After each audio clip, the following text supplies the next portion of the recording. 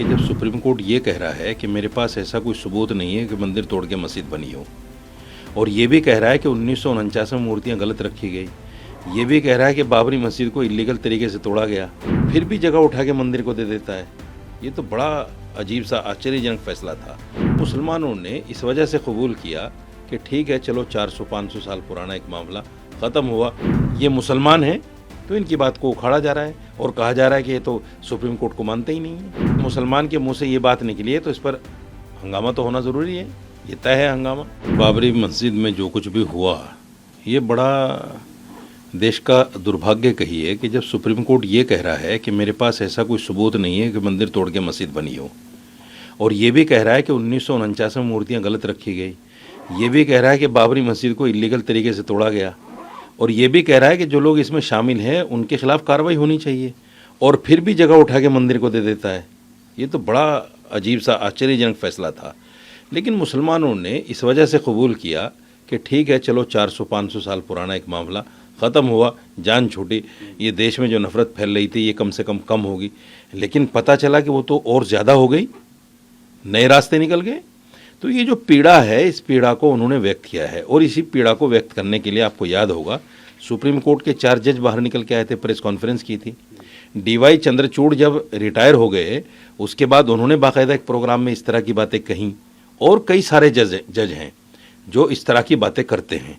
सवाल ये है कि अगर हिंदू कोई इस बात को कर दे, आप निशिकांत दुबे ने क्या कहा था चीफ जस्टिस के लिए, बिल्कुल खुली किताब है, क्योंकि वो हिंदू थे तो उनकी बात को दबा दिया गया।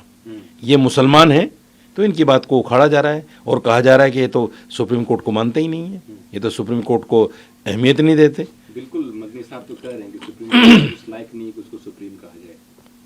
नहीं, उन्होंने ये कहा कि सुप्रीम कोर्ट सुप्रीम उस वक्त होगा जब इंसाफ के तकाजे पर फैसले होंगे।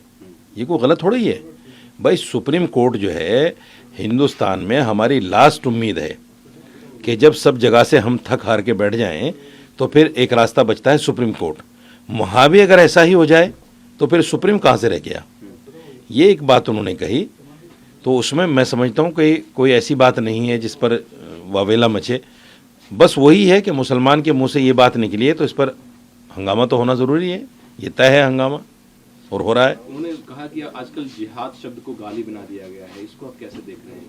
वो थूक जिहाद, लव जिहाद एक गाली की तरह टर्म यूज होता है। देखिए, उन्होंने एक बात कही कि जब जब जुल्म होगा, जब जब जिहाद होगा, इस बात को तो मैं जस्टिफाई नहीं करता हूँ। इस बात को तो मैं इसलिए कहता हूँ कि देखिए ये बात सही है बिल्कुल कि कुरान ये कहता है कि जिहाद जुल्म के ख़िलाफ़ होने को, खड़ा होने को कहते हैं, कि जहाँ जुल्म हो आप उसके ख़िलाफ़ खड़े हो जाओ तो इसी का नाम जिहाद है।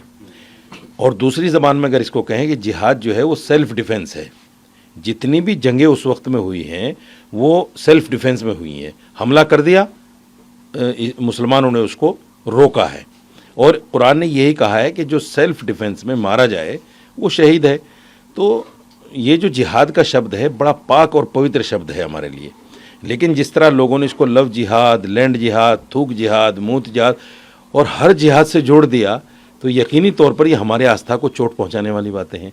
यकीनी तौर पर हमें इस बात का एहसास होगा कि हमारी जो धार्मिक चीज़ है, जिस पर हम आस्था रखते हैं कि हाँ भाई ये चीज़ होनी चाहिए, उसको कहीं ना कहीं गाली बनाकर जो है पेश किया जा रहा है, बुरा भला उसको कहा जा रहा है। तो मेरा मानना ये है कि ये चीज़ ऐसी नहीं है कि जिसको मदनी साहब ने कोई गलत वे में कहा हो। ये बिल्कुल सही है कि हर चीज़ में जिहाद हो रहा है।